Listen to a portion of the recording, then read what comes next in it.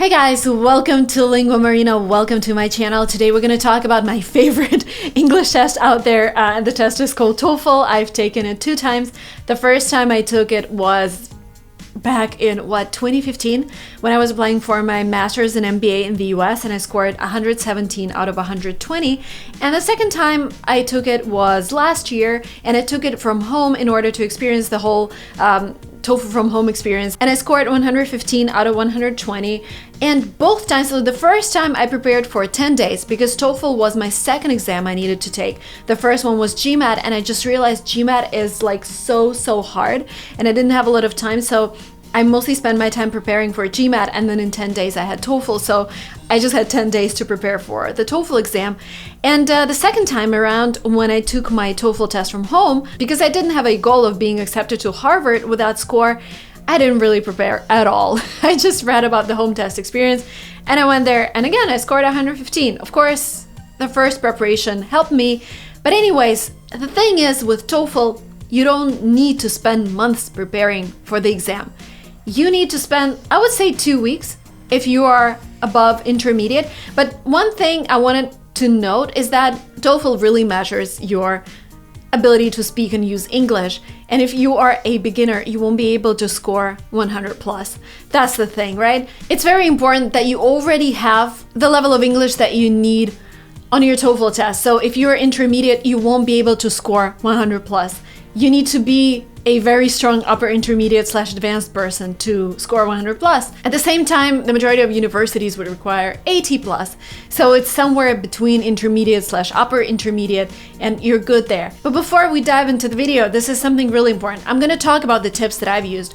I'm going to recommend some resources. But if you're a beginner hoping to score 100 plus on TOEFL in 2 weeks, it is not gonna work. Nothing's gonna work. Your English needs to be on a good level, and all of the TOEFL preparation is just getting acquainted with the tasks, getting some templates. Like templates, they help me 100%. Just having a template for speaking in your head, having a template for writing, for note-taking in your head, that helps a lot because you're so stressed during the exam. We're gonna talk about that. But again, there is no magic pill here. We're just gonna go through tips that you can follow if your English is good enough. If it's not good enough yet, then, switch off this video, take general English class, and then come back once you're ready to take TOEFL. But TOEFL preparation cannot take 6 months. That's like too much. 1 month, 2 months maximum. If you require more time, that might indicate that your English level is not good enough. But again, I'm not a professional teacher. This is just my opinion as a student, as a person who's taken TOEFL, and as a person who's been learning English since, oh my god, 1994, since I was 4. Okay, let's do it. Quick addition. I think you need a list of phrasal verbs. Phrasal verbs, the ones that you cannot translate, so you have to learn them. And in TOEFL, not only would you hear them in every single section, but the test makers expect you to use them in the writing section. So you really need to be good with phrasal verbs. You need to know what they are, how to use them, when to use them, and not mix them up. So we created a free PDF with phrasal verbs that are useful for TOEFL, and not just for TOEFL, because we're not learning English just to take TOEFL. We learn English to improve our lives. The PDF is down below, is completely free. Please download it. Please take notes of all the phrasal verbs that are new for you. Print it out, highlight the phrasal verbs with a highlighter, the ones that you don't know, and learn them and start using them. The PDF is free, the link is down below. Feel free to download it and start practicing right away. Tip number 1 is to just get familiar with the test. Now let's look at the table. We have a reading section that lasts from 54 to 72 minutes, and sometimes you get lucky. Sometimes you just get extra tasks in each section, and they don't count towards your final score. They're just for the test takers to test some tasks. But the thing is, you will never know. And I ended up having a longer reading section on my first test, and when I realized I'm getting a third text, I was like, no, please. Because reading, for me, is the most exhausting part. You need to be so focused on the text and see all the details in the text. And oh my god, the questions are looking for those smaller details. So I wasn't really happy when they were testing their tests on me on my actual exam. You have 30 to 40 questions, and you read text there, passages, and respond to questions. And again, it's the most tiring part. You need to be really focused. Like, my tip here would be to read everything, do all the tasks, and have at least 5 minutes to go back and just do the whole thing once again. Because it happened to me twice when I went back and I corrected some answers. And both of my reading parts in both tests were 30 out of 30. Just because I was able to correct some things last minute. Listening. 41 to 55 minutes, 28 to 39 questions. You answer questions about brief lectures or classroom discussions. With listening, it's very important to take the right notes, and we're going to talk about that a little later in this video. Then you have a 10-minute break that I would use to just go pee really quickly and then come back to the class and start listening what other people are talking about in their speaking sections, because you're all getting the same questions. And that was really helpful for me because I knew what they were talking about, and I already started preparing during my break, made some notes. I had some templates in my head. I wrote them down on my piece of paper that they gave me, so I had something to look at during the actual speaking part. Speaking, 17 minutes, 4 tasks. Talk about a familiar topic and discuss material you read and listened to. Very, very important to have your templates, because you get so overwhelmed with all the information, and having some phrases that you can actually start saying while you're still thinking about the actual topic, that really helps. We're going to talk about that. Writing, 50 minutes, 2 tasks. Read a passage, listen to a recording, type your response. That's a section where I never ended up scoring 30 out of 30. So I was able to score 30 out of 30 on my listening in the first test. In the second test, I made some mistakes, and I know where. I was just so tired after the reading section, I couldn't really focus on the listening. With the speaking section, I was almost perfect in both tests, but in the second test, again, because I wasn't preparing, I kind of forgot some of my templates. I didn't use them, so I scored less. With writing, I was never able to score 30 out of 30. My friend, who's a professional English teacher, who's a native speaker, was never able to score 30 out of 30, just because with writing, they are looking for diversified vocabulary. They have some templates that they want you to use. They look for a lot of introductory phrases and words, and it's just so hard to accommodate all of their needs in the writing section. So I'm just okay with scoring like 27, 28 on that section. I would highly recommend taking a free TOEFL prep test. There is a website called TOEFL Bank, for example. You can go there and just take a couple of tests just to get the feeling of the atmosphere during the test. Because again, it is really, in terms of pressure, the pressure is really hard. And I'm a person who uses English every single day, and the reading part was so exhausting. So I really want you to go ahead and try and take the test from home, practice test, and just get the vibe of the exam. Then you have to measure your progress. If you're just starting your preparation, what I would do, I would take a free practice test. They would measure your reading and listening, because they can check that automatically. And you just write down your scores, you prepare for a week, and you take another practice test and you see how much you're progressing. And I would start with the part that's the most difficult for you. If you feel that reading has been the most difficult, then start with it, because at the beginning of the preparation process, you just have a lot of energy and optimism, and start with the hardest part. And that applies to, I guess, everything in life. Start with the hardest part because it's necessary, and at the beginning you're more positive, you have more energy.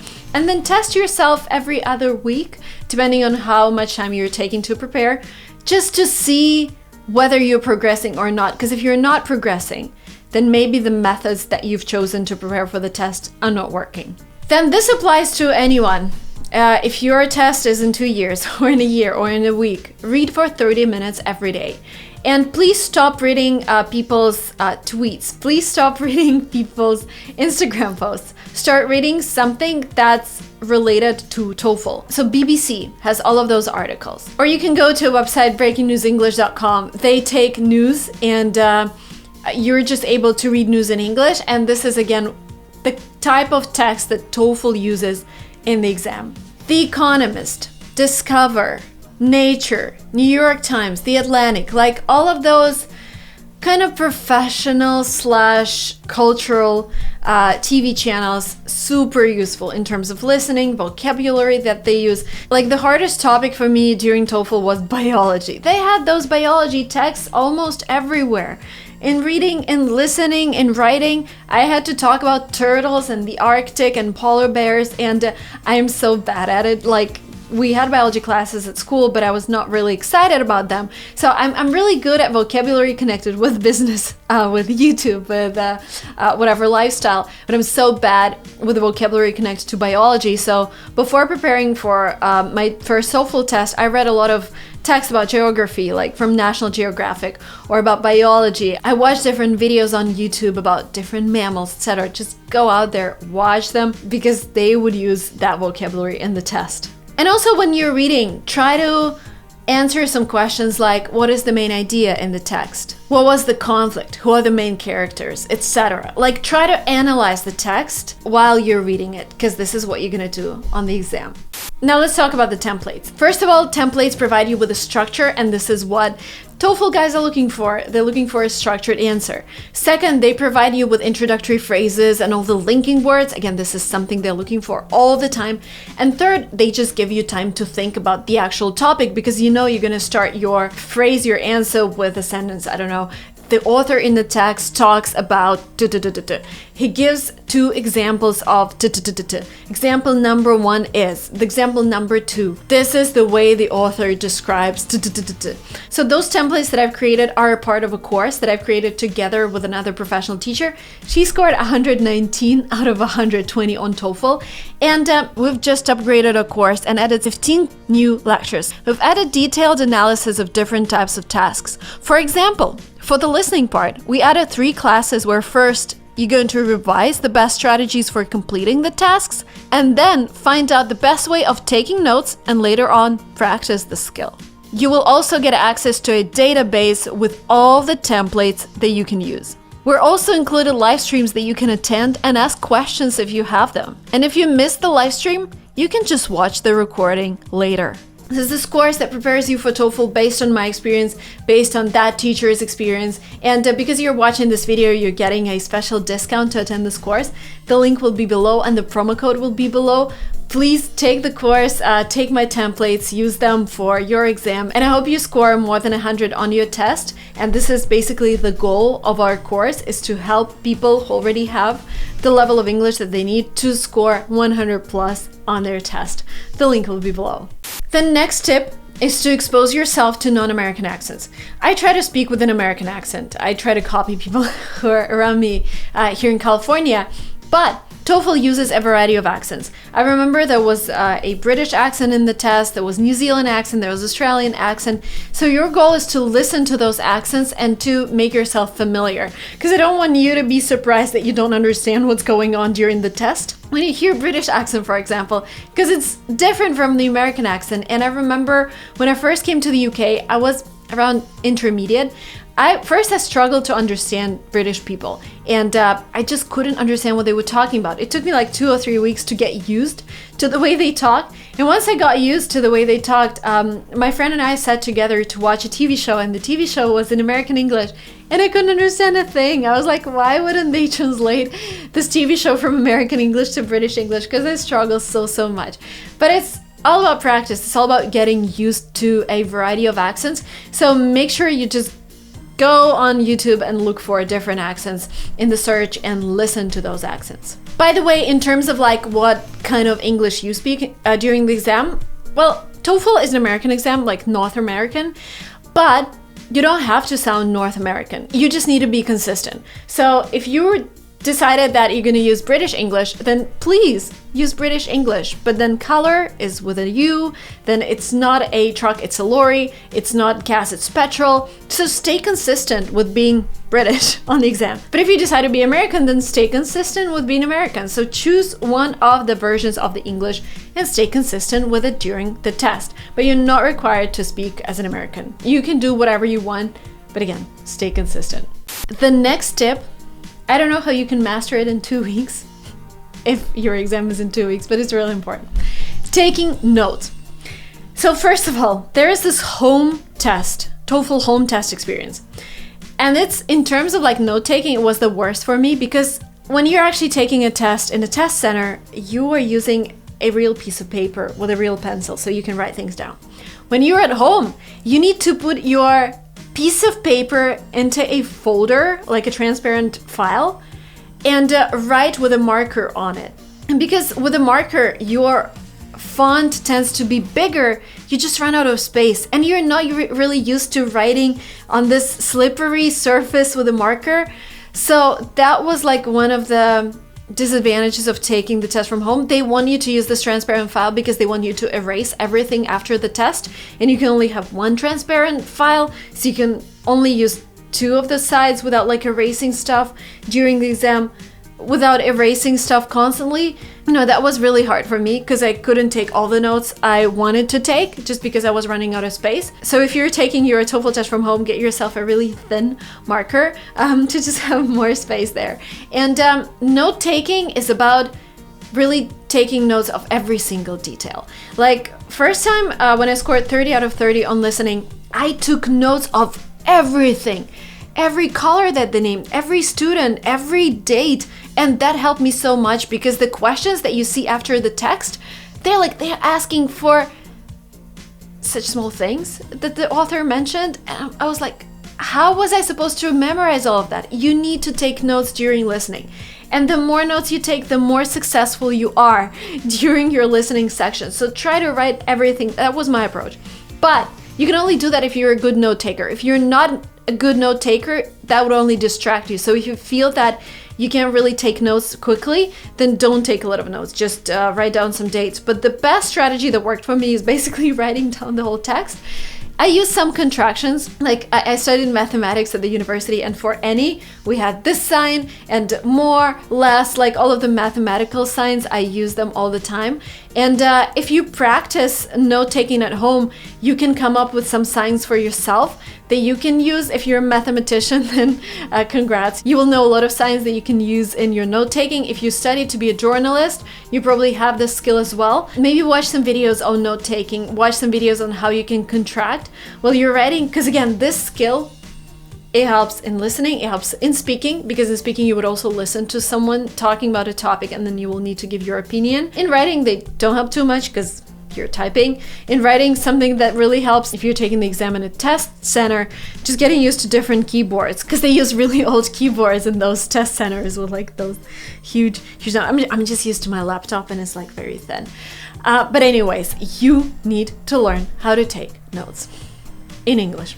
And going back to the keyboard, if you could learn how to type faster, if you could learn how to touch type without looking at your keyboard, that would also be really useful. And this skill would stay with you for your whole life. Because sometimes I feel like when I'm talking about all of those exams, I just feel that, well, it just takes too much time to prepare. But then I realized like note-taking skill is a great skill. Touch typing skill is a great skill. It's gonna stay with you throughout your life. So learn that as well. And if you have plenty of time before your TOEFL test, start with those 2 skills because they would enhance your day-to-day life as well. The last but not the least, the advice is to practice speaking. And I know not a lot of you guys have a buddy who would listen to you in English, or you don't have a teacher who would listen to you in English. So what I did when I was preparing, because I didn't have a teacher, I would just talk to myself. I would just listen to, some text. I would watch a YouTube video and I would pretend that I'm talking to that person. I would pretend that I am telling about that video to my mom or to my friend in English. And just, having that structure in your head, being able to paraphrase stuff, because this is what they're also looking for on the TOEFL test. When you're speaking, they don't want you to use the exact phrases from the text. They want you to paraphrase to show that you have some other vocabulary as well. And just practicing that really, really helped. Okay guys, quick question. Please let me know down in comments below, when is your test and how much do you need to score for your goal? Is it 80 plus? Is it 90 plus? When is it? Because this would also help me to get a feel of what kind of audience is watching this channel, and I would be able to prepare more useful videos for you. Meanwhile, please enroll into the course, take the course, prepare for TOEFL, follow the tips that I've given you, and thank you so much for watching this video. Please share it with your friends who are also taking TOEFL and subscribe to this channel. And I'll see you very soon in my next videos. Bye bye.